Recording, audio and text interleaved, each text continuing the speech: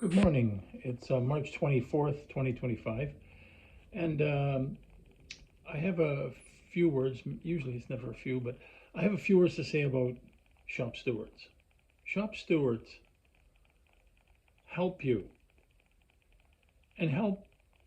What they do is grievances are like 99.9% of the time caused by something the boss did. That's where you get a grievance. They violate your contract, and the shop steward helps you gather information in the station or represent you at meetings, and they do that for nothing. They get nothing for that. Zero. I did it for 30 something years, 33 years, I don't know what it was. You know what I got for it? Zero. I got one stint I did for 2 years in a union office, and I had it like up to here with carriers coming in and asking me if I could go check their walkout because I used to be able to go home at 11. Now I have to go home at 12. That ain't going to happen. You have to prove that you're overassessed. And the only way you prove it is overtime. So you know what happens with that. So anyhow, so your shop stewards, good people, regional office, good people, you elected them. And you say, no, I didn't. Yeah, you did. You elect them. If you don't like them, you still elected them by not showing up at meetings. If you don't show up in a meeting to vote, then someone else has a better vote. Their vote has more power. So this is what happens, you see. You don't want to participate, but you love to bitch and complain. And I've heard that my total 35 years of Canada Post. That's what I heard. Bitch and complain. Very little complaints from the clerks. Very little. And it usually is, it's a technical glitch or whatever else. For some reason, over the years, what I have observed is most carriers, external workers, not necessarily MSCs, because they have a strict, tight schedule, just like a rural router does.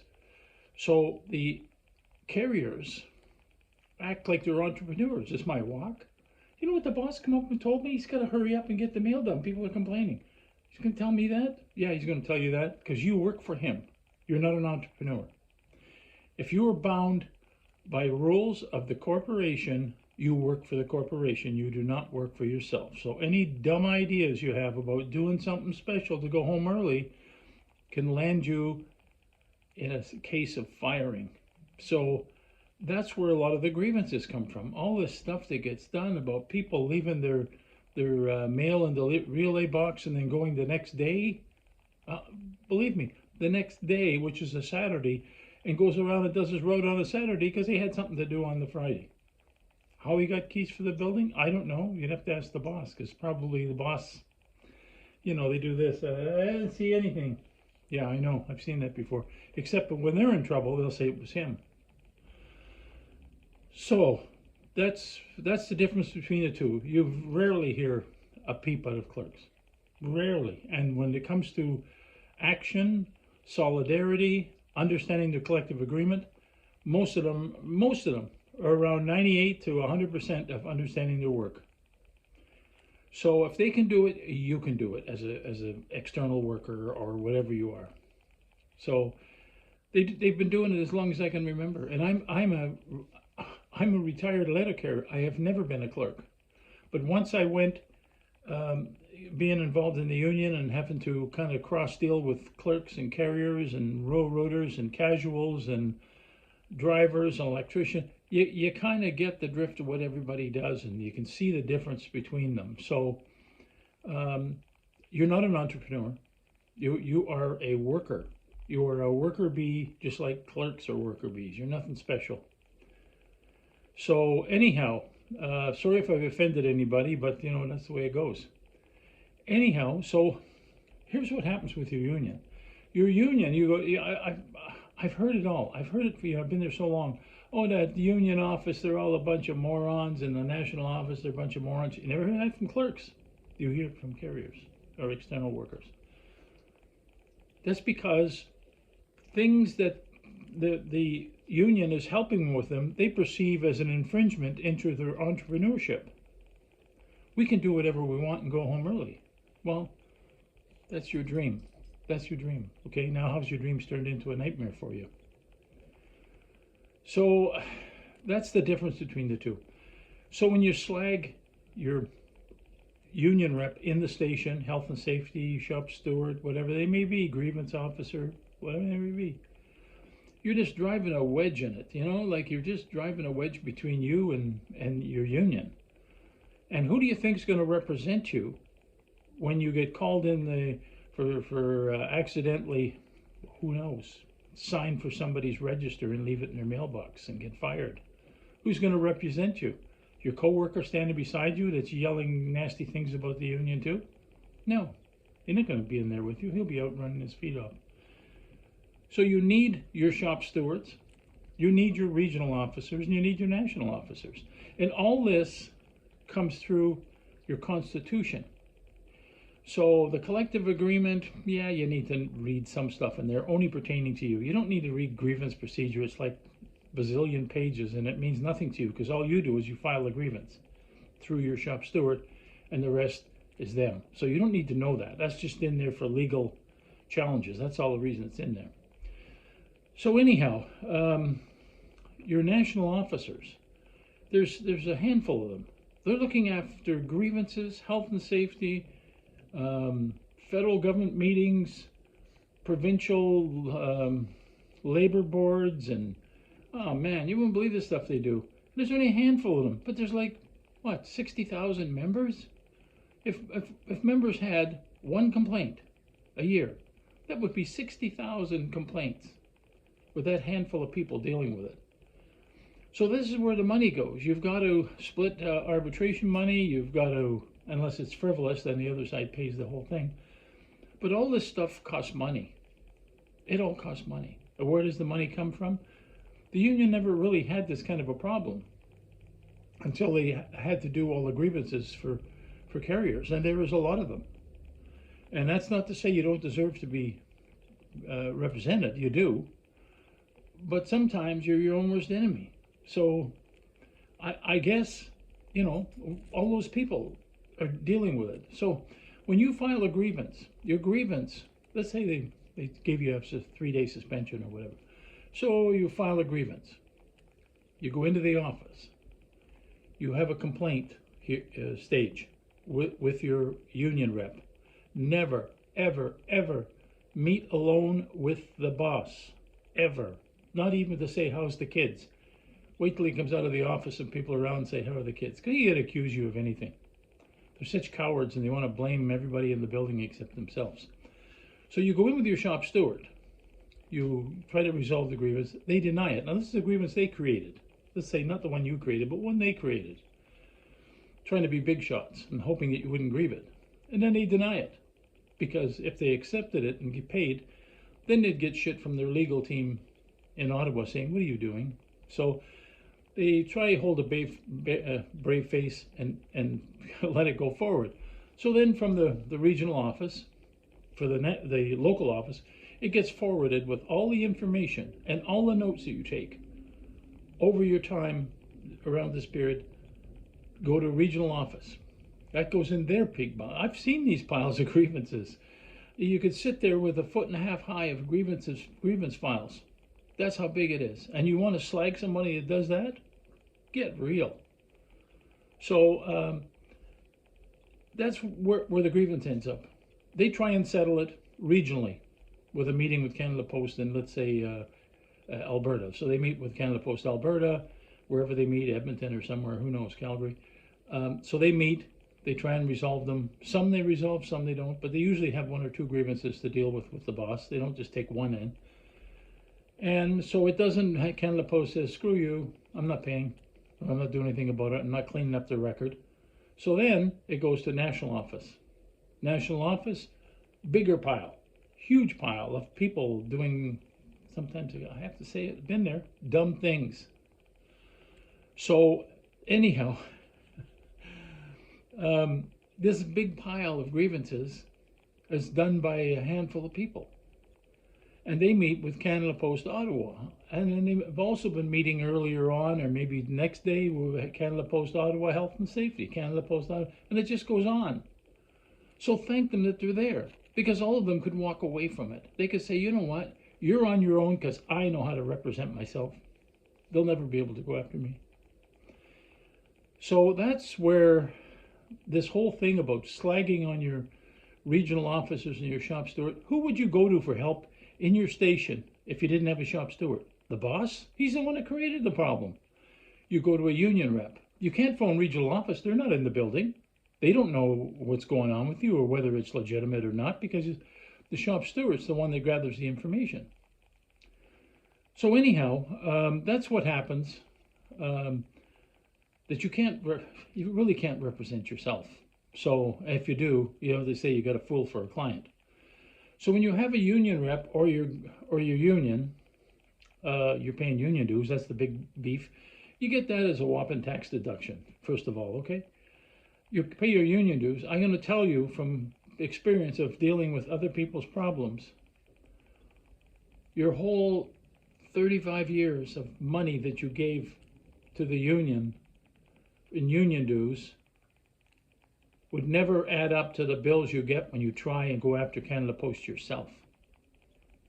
It's unbelievable. The lawyers and lawyers and lawyers, and I don't know if you're aware, maybe some of you aren't, but it's between $350 and $450 an hour for a lawyer. That's not in court. That's in his office going through your files and blah, blah, blah. So it's basically, you have a retainer. As a shop steward, and the union is a retainer for legal help. And they're also there to protect you. To get in between, you're kind of like an airbag in a car. They're right in between you and the boss. So that's what they do.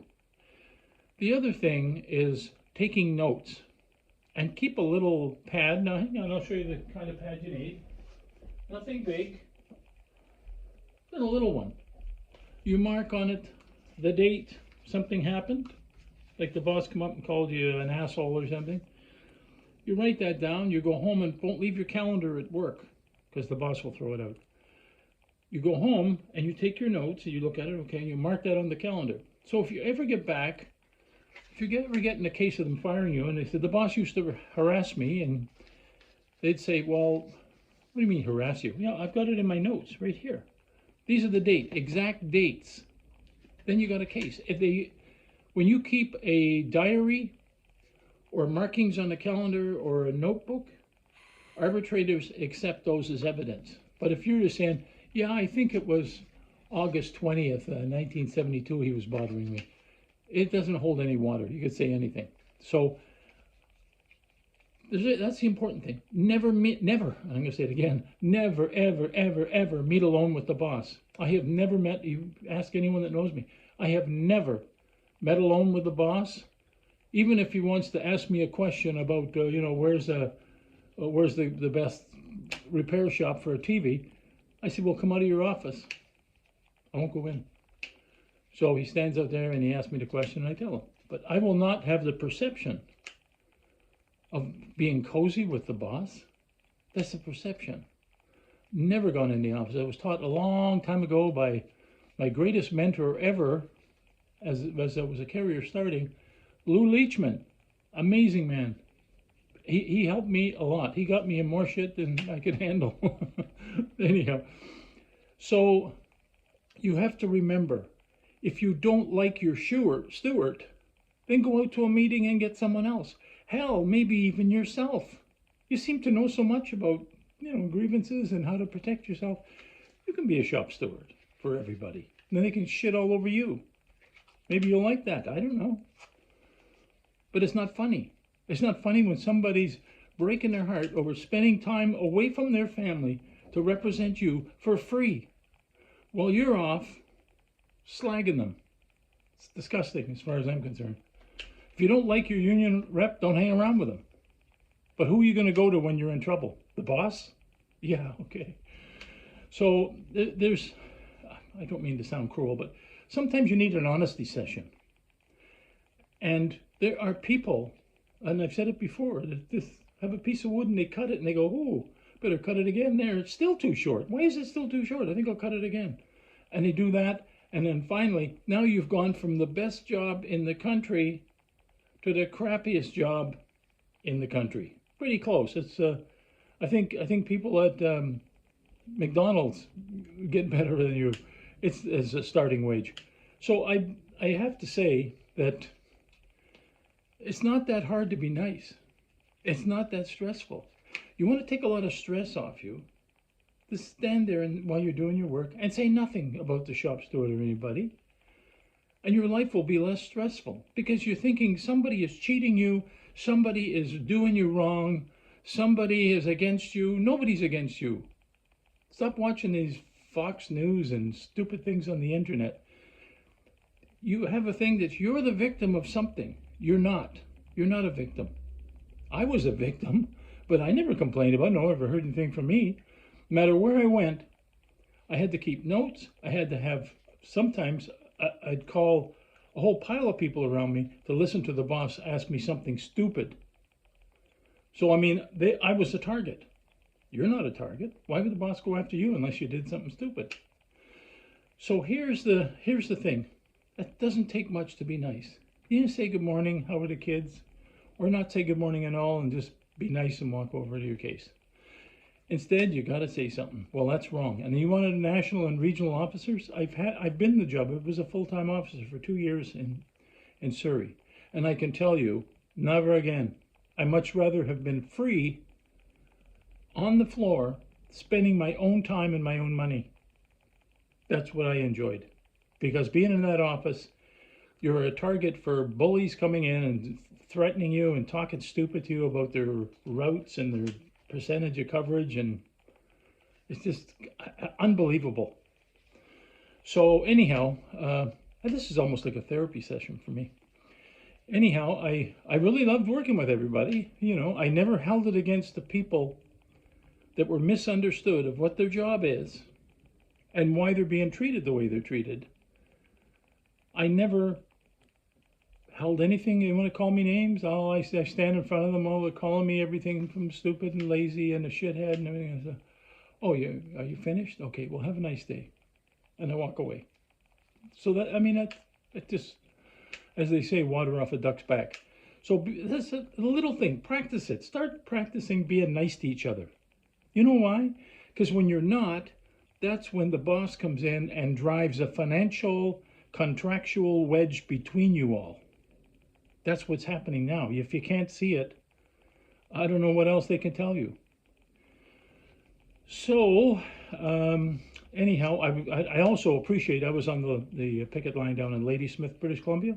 Wonderful people, wonderful road routers, wonderful clerks, wonderful, solid. The neighbors, community would come by and give them sandwiches and donuts and bring big jugs of Tim Hortons coffee, and it was like a love-in with the city, the people in the city, or town, shall I say. Wonderful. And the same atmosphere was when I worked in Comox, when I worked in Sault Ste. Marie. You be nice to your customers. Pay attention. If they want to ask you something, don't brush them off and don't walk around with earplugs on. Because when I first moved to White Rock, British Columbia, to continue to be a carrier, I had a carrier that slammed mail in the box, walked away, and I was going to ask him something, and he's just ignoring me. So when I got into the station, I said, why are you ignoring me when I'm asking you something? He says, what are you talking about? I wear earphones on the job. So he wears earphones. Eventually he was bit, but that's another story. But he wears earphones. So to me, I know why he can't hear me. But to a customer, you sound ignorant. That's what it is. If you're going to do that, put one in your ear. Leave the other one open so you can hear what's going on around you.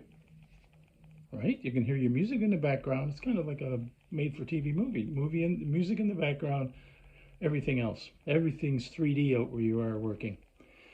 So there's a lot of things that need to be fixed. And the one you can tell is to be nice to the customers. I never had a problem with a customer. They all knew me. I was a relief and they still knew me. So you say hi to the kids, and the woman wants to ask you a question, or the kids want to ask you something, or have you seen my little rubber ball? And I go, and I say, oh no, show it to me. And he shows it to me. I don't say, I got that, I'm too busy. No, you don't. You spend time. And guess who comes down to the picket line? Those families that say, you know what? I feel bad this guy's out on the picket line. They come down, they offer you donuts and sandwiches, and some of them even give you money. So you got to brush up on a lot of stuff. And I know a lot of yous folks, newer ones, since I left in 2014, a lot of newer people that have never been in a union, or they've only been in a service union, as they call them. You rarely see your shop steward. Who knows? You phone them and you get an answering machine. So there's either a service union, you haven't been in one, don't understand the rules, and who are these people telling me what to do, and why do I have so many rules? That's forgivable, right? But you got to learn. You can't just use that as an excuse for the next 20 years if you're still around. You can't use that. You've got to read up on the information that was given to you in those 2 books. And if you don't have those 2 books given to you, or they're not supplied in the station, go online to CUPW, and the collective agreement and the Constitution, both of them as amended, will be online for you to download in a PDF, and it's a searchable PDF. So you can look up lunch, being up comes lunch, how much you get for this and how much you get for that, and wash up time, being up it comes, or whatever, line of travel, boom, everything's there. So anyhow, I think I'm done with my rant for the day, and I feel a hell of a lot better. I don't know about you folks, but if this is your life for the next 20 years, listen to you, new guy, 20 years, God help you, because you're now working yourself into a frenzy, no matter what happens at work, even if you're suspended, or they haven't called you and they owe you money. The worst has already happened. So you move forward from there. Shop steward, regional office, national office, grievance, arbitration. So, I mean, just relax. Relax. Get a little humor into your day. Be nice to each other. Be nice to your union reps. And read about them in the Constitution. You wouldn't want the job. There's like 8 pages of duties for these guys. And I've been there. So I'm going to tell you, it's no cushy job to sit around and say, oh no, I'll put my feet up on the desk and collect union dues. That's not the way it works. Anyone that union positions pay slightly more, and in most cases, their wages are less than a full-time carrier with a little bit of spattering of overtime. Their wages are less. It's pathetic. But you know what? Then you get someone who wants the job to represent the membership, not the money. And some unions, not all of them, but some unions, the president gets 150, 180. Look it up. Ours gets whatever you're getting as a carrier, your last year's T4, add about $5,000 to $8,000 more on it. That's about it. So they're not making $200,000. The boss will tell you that because they want to drive a wedge between you. And as a matter of fact, one time they said your union is borrowing money without your permission. And that's why, you know, and you're going on strike and they're borrowing money. What the hell's going on with your money? Those people are careless. So everybody, I tried to calm them down. Everybody sided with the boss. They were all worked up and the union's crooked and corrupt. And what it was between constitutions, the union got an offer of a building, a whole building with elevator, and I think it's 3 floors, I mean, 3 or 4, I don't know. It was owned by the Ontario Federation of Labor, or one of those groups, and they offered it to the union. And the union said yes. The payments for the building were less than the lease they were paying on the rent. So it was a bargain. But all they did was move money from this fund into this fund until they went to the convention to put it back in. Right, approved funds. So, and it wouldn't have made a difference because it was just about the same money. It was not much of a change. So anyhow, everybody's going, oh, well, why would you listen to that guy? Carrie tell you that. Anyhow, I mean, I could tell you 101 different wacky things that have gone on, but that's enough of that. Anyhow, have a wonderful day. Sorry if I insulted anybody, but I am giving you an observation of close to, well, 35 years, 33 of them as a union rep. And I can tell you something. Don't be afraid. You're a proud union member. That's what you are. And you have to be. You have to be a proud union member. That your solidarity together, no matter if you can't stand the guy's guts that's standing next beside you, he's going to create solidarity in this big group. So anyhow, you have a wonderful day, and hopefully things are going to get better. I mean, the worst has already happened. You know that. So keep in touch with your union and follow the chain of command from the shop steward to the regional to the national, and then it goes to arbitration. Because if you think you're going to get a different answer by going behind the local's back to talk to a regional officer or going behind regional officer to talk to a national, not going to work. It's called answer shopping. You get an answer, it's in the book, read it. Anyhow, have a wonderful day and take care. Solidarity.